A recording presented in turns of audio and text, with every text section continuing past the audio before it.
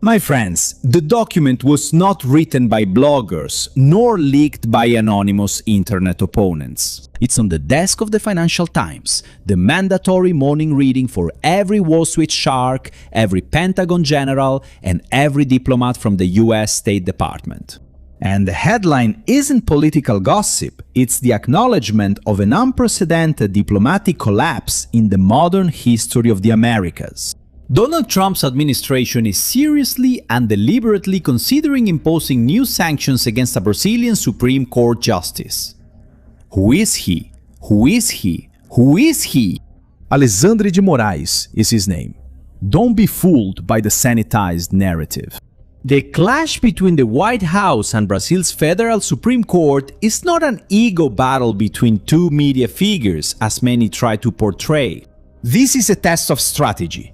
Continuous and brutal stress against the backbone of Brazil's economy and sovereignty.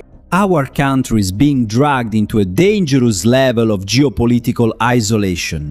The warning came directly from the corridors of Pennsylvania Avenue in Washington, D.C., confirming that the diplomatic crisis is taking relations between the American superpower and Brazil to their most critical and dire point in decades. And when the government of the greatest nation on earth starts classifying the actions of the top of the Brazilian judiciary as a consistent pattern of abuse and human rights violations, the message is not a legal one. The message is one of military and financial containment. It's the announcement that tolerance is over and that the sanctions machine will be activated. And the cost of this machine will mercilessly hit every Brazilian household. And to understand the magnitude of the catastrophe looming on the horizon, we need to take a close look at the scalpel the United States plans to use. Washington's financial razor. Yes, my friends, Washington's financial razor. But before we analyze what will happen with Alexandre de Moraes, pay attention to this, because in this invisible war, artificial intelligence is your main weapon. The system uses it to track you, but you should use it to build financial freedom and technological protection. And that's why I activated the Chat LLM by Abacus, and it's your digital banker. The LLM chat brings together ChatGPT, Cloud, Gemini, Grok, DeepSeek, and the new Fable 5, GPT 5.5, and Opus 4.7, all in one place. You don't have to choose. The root LLM feature automatically selects the best model for each prompt. You can create documents, complex research, PowerPoint presentations, and even build full-stack applications and websites from scratch, accepting payments for your business just by talking to the AI. No need for code? Need to generate videos or images? It gives you instant access to cutting-edge models. GDance 2.0, Kling 3.0, Nano Banana 2, Ideogram, and Chakra GPT Imagem 2. The big triumph is the humanizing feature that avoids AI detectors and sounds exactly like you, not like a robot. In fact, this was the tool I used to build my mega script. All of this costs only $10 a month, which is about 50 reais. And pay attention, it's much cheaper than paying for all these subscriptions separately. And you can build anything. Take control of your technology right now. And you can check all of this out by accessing the LLM Abacus chat there. Or just click the link in the description and in the first pinned comment below. Now listen. We haven't forgotten about Alexandre de Moraes, the application of the so-called global Magnitsky law, which is not just a diplomatic slap on the wrist. We're talking about a destructive mechanism designed by the US Treasury to suffocate the corrupt and the timid. And when an individual is put on that list, he suffers what I call the leper effect. Yes, my friends, the leper effect. The global Magnitsky law immediately freezes any and all assets, property, and accounts that this person and their immediate family own in American jurisdictions, including friends and associates. Anyone who helps Moraes can be reached by the long arm of the White House. But the real power of this law goes beyond the borders of the United States. The sanctions strictly prohibit any company, individual, or, and here's the serious part, any American banking institution from doing business with or providing services to the targets of the sanctions. This machinery is terrifying for the national financial system. If Alexandre de Moraes is sanctioned again, any Brazilian bank that processes his salary, makes transfers to his family, or maintains his accounts risks being barred from the global financial system by American retaliation. Any financial institution collapses if it is prohibited from operating in dollars. Do you remember what happened last year when the sanctions were applied temporarily? At that time, the judge managed to navigate through the storm thanks to the protection provided by figures like the banker Vorcaro, the owner of Banco Master. They took over the operations and carried out the maneuvers that allowed Moraes' structure not to collapse, even with the noose around his neck. However, it's essential that we analyze this case not as a mere footnote, but as a frightening case study of systemic risk. Banco Master bet its own future. They carried out that maneuver not because they were strong, but because the bank, according to analysis at the time, was already internally collapsed and bankrupt. It was an all-or-nothing bet that culminated in the institution's double and definitive bankruptcy. And the strategic question that sends chills down the spine of Faria Lima now is, which solvent commercial bank in Brazil will have the suicidal courage to repeat this operation? Which board of directors of a major bank will approve sheltering the assets of a man marked by the US Treasury? No one! No one! No one! Absolutely no one! Brazilian financial institutions, which are already suffering from extreme vulnerability with constant capital flight, will not risk their own existence to protect the top brass of Brazil's Supreme Court. If the blade comes down, the strangulation will be total. But if this diplomatic death had already been taken off the table in December because of behind-the-scenes deals for rare earths, what has changed now? My friends, how and why was the trigger of American Island pulled again with such intensity now? To find the answer, we need to change the angle of the lens. Do you want the answer?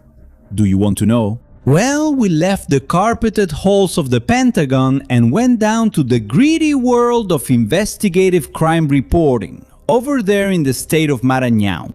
The spark for the reactivation of the financial blade of the US Magnitsky law was not a speech in New York, but rather the brutal, explicit and authoritarian breach of a journalist's source confidentiality. Alexandre de Moraes authorized police operations, including raids at the reporter's house and even the seizure of equipment, with the sole purpose of identifying which sources provided information about the irregular use of an official vehicle by relatives of his peers in the Supreme Court? Flavio Dino. Yes, that's his name. And in the United States, the pillar of all free society is the First Amendment to the Constitution, which firmly guarantees freedom of speech and the relentless protection of independent journalistic work. For the Trump administration, the State Department, and the overwhelming majority of American career diplomats, regardless of whether they are Republicans or Democrats. On the left, the order to send the federal police against an investigative journalist is not a judicial disagreement, it is an absolute red line. It's what they openly classify as a hallmark of a dictatorship. It's the kind of oppressive and persecutory measure used to create systemic fear and self-censorship in entire newsrooms. In fact, last weekend, when the journalist was giving an interview, supposedly Flavio Dino ordered it to be taken off the air. History proves that regimes that suffocate the free flow of information through legally induced panic inevitably fall into total tyranny. And in a move very similar to what we saw during periods of exception in Latin America, where the law was distorted to criminalize those who dared to question the central power. The rhetoric used by Moraes to justify the raid was that the information, because it was obtained illegally, put the judge's family at risk. It was seen by Americans and by the free world press as an empty excuse to silence an uncomfortable truth. The Maranhão shock revealed everything to the world. that the justifications for defending democracy often mask actions to suppress opponents and critical voices. Whether they are prominent figures like Elon Musk and the X platform, or ordinary conservative citizens. Now, all of this further undermines the already fragile political landscape of 2026. We need to remember that the first round of sanctions against the minister and his family members was lifted in December, months after Bolsonaro's arrest. Despite the 27 years after a high-level intervention and direct phone calls between President Luiz Inácio Lula da Silva and Donald Trump, it was an unofficial promise, a mutual stabilization agreement, which was premised on political pacification in Brazil and a retreat from the STF's censorship-driven persecution, in exchange for the economic relief promoted by Washington. But what we witnessed was the opposite. The system that runs the country and the Moraes-Lula axis ignored the easing of sanctions and not only kept their foot on the gas, but also tightened the grip of social control. This destroyed diplomatic trust. And when an agreement between heads of state is ignored so openly, diplomacy gives way to direct confrontation. The current government deepened the crisis even further by, in an unprecedented and defiant way, blocking the entry of two special envoys of President Donald Trump into Brazil, using the paranoid excuse of a possible interference in the October election. This claim has already been vehemently rejected by the White House. And not only that, they also blocked President Trump's ambassador to Brazil. This weak narrative exposes the desperation of those who are sinking, constantly searching for an external enemy, in this case Trump, to inflame a dwindling electoral base. But on the geopolitical chessboard, this is a fatal mistake. If the Brazilian government aggressively banned the entry of American envoys, what would be the symmetrical response of an offended superpower that is now monitoring every step the country takes? Lula and Moraes became symbols of resistance to American influence in Latin America and progressively aligned the country with interests antagonistic to those of the United States. And as pointed out by the direct source inside the White House, quoted by the Financial Times, even if we want a good relationship with Brazil, obviously, this guy is an enemy. This is not standard diplomatic language. This is the cold, direct, and absolute rhetoric of someone who no longer intends to tolerate the alignment that facilitates closer ties with radical governments, opaque triangulations, and complacency with regional disorder. And if this topic is important to you and your family, and if you want more Brazilians to have access to it, support this video directly. Use the super thanks that's down here, or you can also use the details shown here on your screen. Yes, my friend, you can help us go even further. Now, to understand the size of the storm that's forming, we need to get to the core of this sudden mood swing in Washington. The initial lifting of sanctions was not an act of American cowardice. It was a diplomatic stress test. There was a clear pact demanded by the White House from the very first minute of Trump's new term. The Brazilian system, led by Lula and Alexandre de Moraes, needed to stop the relentless persecution of the opposition. It needed to stop censoring social media, end harassment and persecution of American tech companies, release right-wing political prisoners, including Jair Bolsonaro, and ensure that the next elections would be unquestionably fair. But what Washington's intelligence witnessed over the past year and a half was the blatant and arrogant breaking of absolutely every agreement.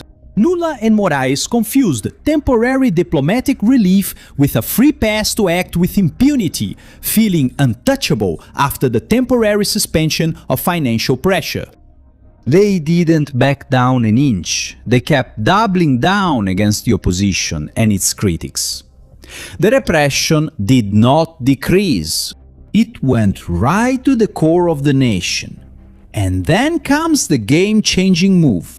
The Lula-Moraes consortium is just a tiny cog in a titanic and global conflict. The direct clash between the United States and China. The system that currently holds the keys to Brazil made a lethal decision. They aligned our nation directly with the interests of Beijing and the autocratic axis, including a Chinese company providing cars for the ministers. with Supreme Court justices praising the Chinese censorship system, with the First Lady of Brazil, Janja, asking Xi Jinping, to teach how to censor digital platforms. My friends, our country has been turned into fertile and safe ground for organized crime.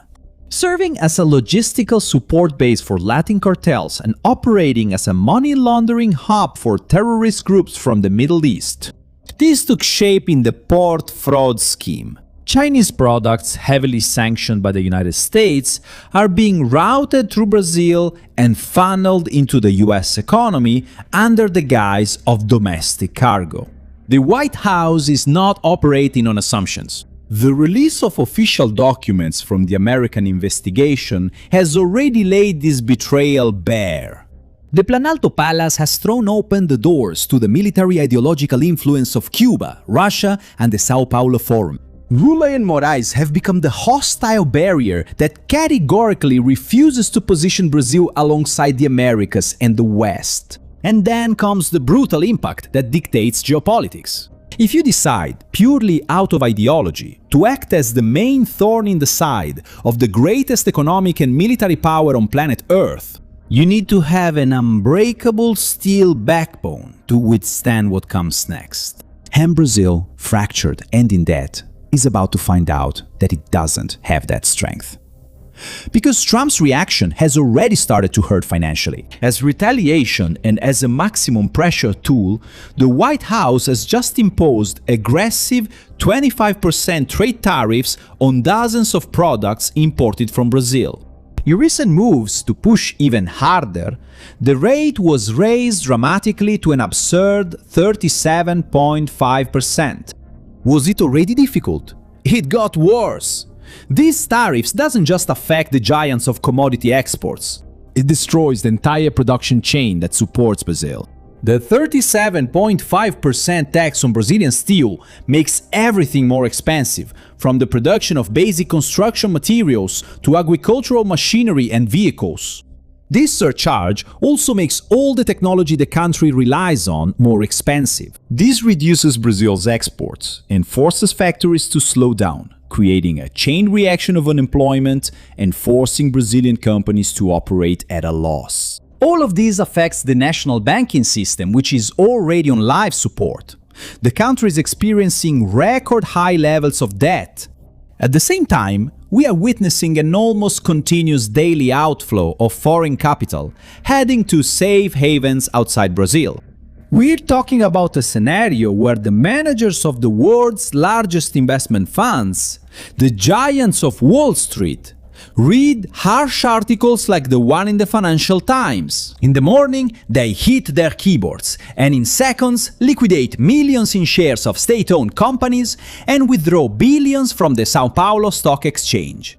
American and European investors don't put money into an autocracy with deep diplomatic instability, where constitutional rules are changed at the stroke of a single man's pen, and even worse, with a history of asset freezes. The escalation promoted by the federal government, combined with the persecutory rulings by Alexandre de Moraes, is directly responsible for causing the massive flight of capital from the country. Now follow me, come with me to our comment section where you will prove to the system that you understood the rough game behind the scenes of the judiciary. Type our two keywords right now: banking asphyxiation and censorship exposed. I repeat, banking asphyxiation and censorship exposed. Yes, my friends, we are in an election period and they can block our channel at any moment. So we're activating our backup channel. If this one goes down, we have another one ready to continue the mission, and its name is Blinde a sua mente. Yes, blinde a sua mente. And you can use the QR code or the link in the description, which is right here. Again, if I go down here, we'll meet on the other channel and on our censorship-free platform. Just click and secure your access. The machine is on and the mechanisms of economic disaster have been unleashed. We have moved from rhetorical sparring to a real trade war that harshly punishes Brazil's consumer base. If Moraes refuses, all Brazilians will suffer the consequences. The Brazilian judiciary, once shielded by applause from the old corporate media for its so-called defense of democracy, has put the country on a direct, frontal, and suicidal collision course with the world's largest economy. And what happens then, when the judge's arrogance, unquestionable, used to imposing his will on his peers and crushing criticism, comes into play? In the dead of night, he comes face to face with the inexhaustible power of the unstoppable superpower and the lethal sharpness of the American financial blade. The board is going to collapse. The Brazilian system may believe it is shielded in its own internal micro-universe, but the oxygen of the global economy has only one owner. If the sanctions are enforced, the collapse will start at the bank branches and end with Brasilia's complete isolation from the world. Naivety demands a price that nations cannot pay. Lack of knowledge takes away your own freedom. Prepare your mind. Your protection must be strategic. And I want to send special regards to my students who were here with me in my studio, breaking through the bubble. In the second edition of our in-person immersion, Marcos and Denise from Rio Grande do Sul, Vladimir from São Paulo, Mary from São Paulo, and Carlos from Campinas, also in the state of São Paulo. Hugs to all of you, and we are going to launch the third edition. Stay tuned. And there's an amazing series that we're following here which talks about this geopolitical war. Guys, you can understand absolutely everything that's being portrayed. And you notice in this series that Trump threw crap at the fan. Yes, literally. So go to our channel for tips on series and movies. The series is called Lioness. Want more details? Click the link in the description, in the pinned comment, and on the card that will appear on your screen, which takes you directly to the first analysis. But we're talking about each of these episodes because they're all related to the geopolitics we discuss here. Now subscribe to the channel, turn on the notification bell, and leave a like on the video, because it takes a lot of work to make. Shield your mind, yes, shield your mind. I'm Shimon Oliveira. See you in the next video.